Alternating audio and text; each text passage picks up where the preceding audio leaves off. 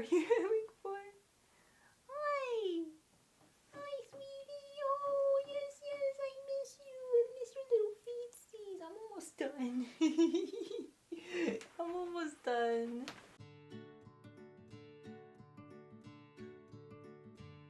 Hello, everybody! December has begun, which means In-December is officially underway. In-December is a month-long reading challenge hosted by YouTuber and author Megan Tennant. A bunch of us are reading and reviewing as many indie books as possible in order to bring awareness to the self-publishing community, as well as to potentially win a bunch of awesome prizes, like, for example, a signed copy of The Savior's Champion.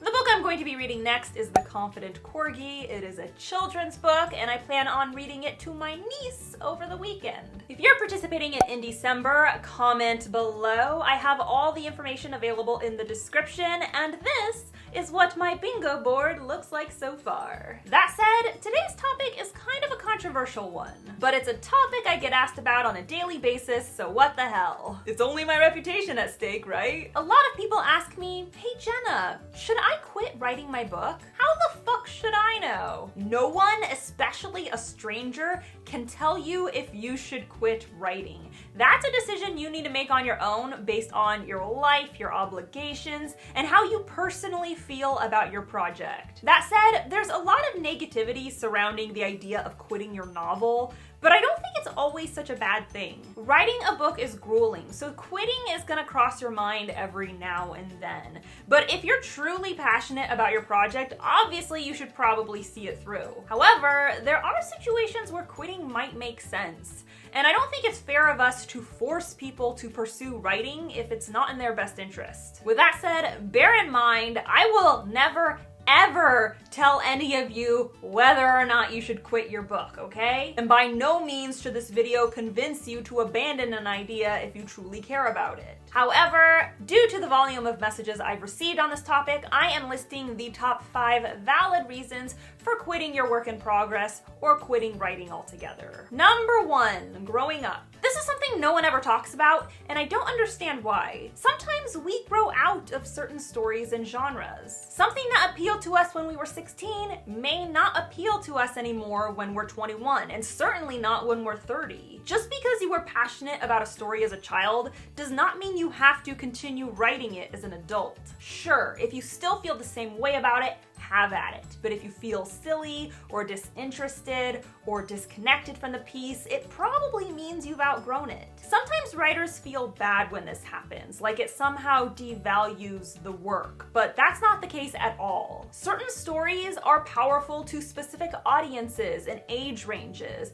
and that doesn't change just because this story is no longer relevant to whatever group you're in now. Nothing was necessarily wrong with the story, it's just not right for you anymore, and that's okay. Number 2, shifting priorities. Sometimes we don't want to quit writing, but we have to, because life's a bitch. College can be awful, it can monopolize your life, and sometimes you can't write a book and graduate with a half-decent GPA. If you're a parent, it's hard to shower and brush your teeth while keeping your kids alive, let alone write a book. Writing a book is a difficult, time-consuming, and torturous task, and if you're already being tortured by life as it is, sometimes adding a book to the mix is not only unfeasible, it's ridiculous. If you're barely hanging on by a thread, there's nothing wrong with being honest with yourself and saying, hey, something's gotta give. You can't quit your job because you need money to survive. You can't stop taking care of your kids because that would be child abuse. In this situation, putting your writing on hold is a logical and potentially healthy decision. Number 3, prolonged loss of passion. Let me make one thing clear. It is perfectly normal to lose passion for your project at multiple times during the writing process. No one feels consistently jazzed about writing. You're gonna get frustrated and you're gonna get bored. But if you never once experience any joy while writing, that's not normal. If writing consistently feels like a chore and nothing else, you you may need to reassess exactly why you chose to become an author. Writing isn't an easy gig to make money at, so people typically embark on this journey because they're passionate about it. They love it. It makes them happy and fulfilled. If this story isn't fulfilling you at all, you're essentially torturing yourself for nothing. That's not to say writing isn't for you, but maybe this story isn't for you. Reassess why you started it in the first place. Maybe you chose this topic because it was trendy, or you're trying to emulate an author you admire. These are bad reasons to write a book, so it might be a good idea to quit this topic and choose one that you genuinely care about. Number 4, personal epiphany. Sometimes people think they want something, and then they turn out to be incorrect. It happens every day, and there's absolutely nothing wrong with this. Lots of people, especially people in their teens and 20s, try new and exciting things, only to find out it wasn't what they were expecting. If that's the case, you have absolutely no obligation to continue down this path, especially if it's a path you fucking hate. Writing is no different. If you try your hand at crafting a story and realize you hate it, you can stop at any time. There's this societal link between quitting and failure, and I get it in some situations, but I think busting your ass to pursue an endeavor you genuinely despise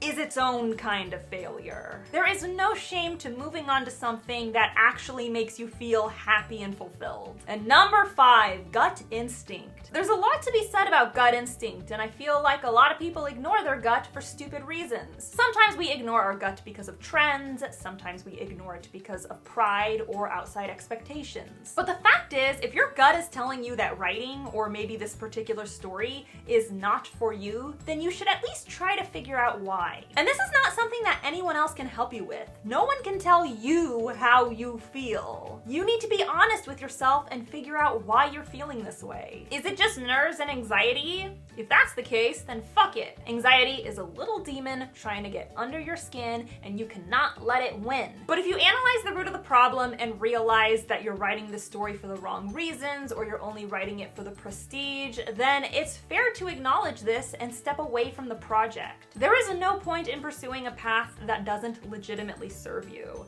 and no one's gonna know what's best for you better than your own gut instinct. So that's all I got for you.